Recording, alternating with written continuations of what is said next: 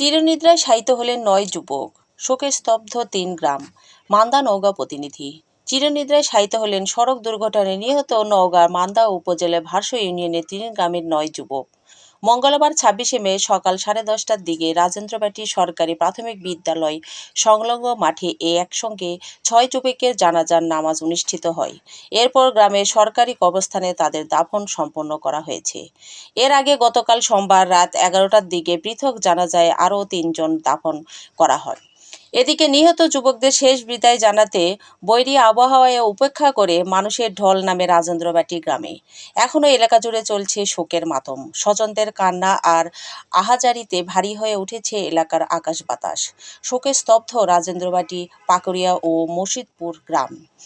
জানাজায় উপস্থিত হয়ে শোকতপ্ত পরিবারের প্রতি গভীর সমবেদনা এবং নিহতদের আত্মার মাগফিরাত কামনা করেন নওগাঁ ৪ আসনের সংসদ সদস্য ডাক্তার ইকরামুল বারী টিপু, নওগাঁ ১ আসনের সংসদ সদস্য মুস্তাফিজুর রহমান, রাজশাহী বিভাগীয় কমিশনার ডক্টর আ.ন.ম বজলুর রশিদ, রাজশাহী রেঞ্জের ডিআইজি মোহাম্মদ শাহজাহান, নওগাঁ জেলা প্রশাসন সাইফুল ইসলাম, পুলিশ সুপার মোহাম্মদ তারিকুল ইসলাম, মান্দা উপজেলা নির্বাহী কর্মকর্তা আক্তার জাহান সাথী, সহকারী কমিশনার ভূমি নাবিল নওরোজ বৈশাখ, উপজেলা বিএনপির সভাপতি এম.এ মতিন, সহ সভাপতি মোখলেছুর রহমান মকেন, নওগাঁ জেলা জামায়াতের আমির খন্দকার আব্দুল রাকিব, ইউপি চেয়ারম্যান নওফেল আলী মণ্ডল ও মোস্তাফিজুর রহমান সুমন সহ প্রশাসনের বিভিন্ন পর্যায়ে কর্মকর্তার, রাজনৈতিক নেতৃবৃন্দ ও নানা শ্রেণী পেশার মানুষ।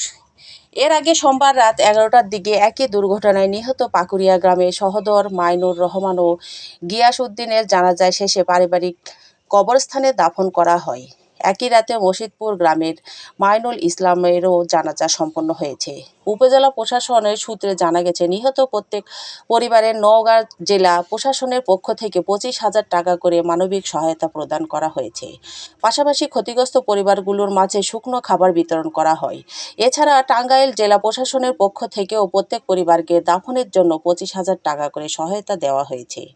স্থানীয় সূত্রে জানা গেছে, নিহতরা সবাই ফেরিওয়ালা ছিলেন। জীবিকার তাগিদে তারা দীর্ঘদিন নোয়াখালীর বেগমগঞ্জ উপজেলার উত্তর নাজিরপুর কলোনিতে ভাড়া বাসায় থেকে ব্যবসা পরিচালনা করছিলেন।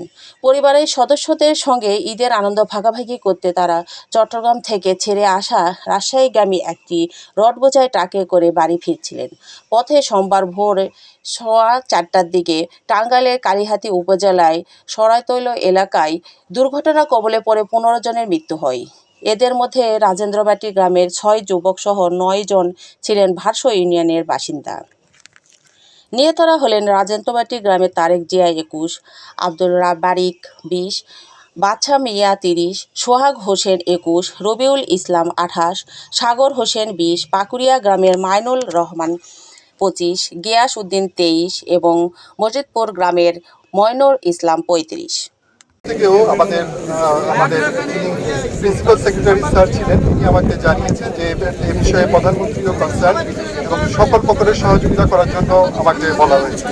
তো আপনাদের সকলের জ্ঞাতার্থে জানাচ্ছি যে আমাদের সরকারের পক্ষ থেকে যারা ক্ষতিগ্রস্ত পরিবার তাদেরকে ৫০,০০০ টাকা করে দেওয়া হবে এবং পরবর্তীতে আমাদের সকল কাগজপত্র যেগুলো প্রয়োজনীয় সেগুলো দাখিলের মাধ্যমে প্রতি পরিবারের উত্তরাধিকার যারা আছে তাদের। আমাদের যে মর্মান্তিক অভিজ্ঞতা হলো, আমাদের এই মান্দা উপজেলার অনেকগুলো প্রাণ অকালে আমরা হারালাম। আল্লাহর কাছে আমরা সবাই দোয়া করি, আল্লাহ যেন তাদের শহীদি মর্যাদা দান করেন। আমরা তাদের আত্মার মাগফিরাত কামনা করছি। আমরা একই উপজেলার একই পাশাপাশি গ্রামের এতগুলো মানুষ মারা গেল, এর থেকে আমাদের যে শিক্ষণীয় বিষয়টা আছে যে আমরা এরকম রিস্কি জার্নি আমরা করব না।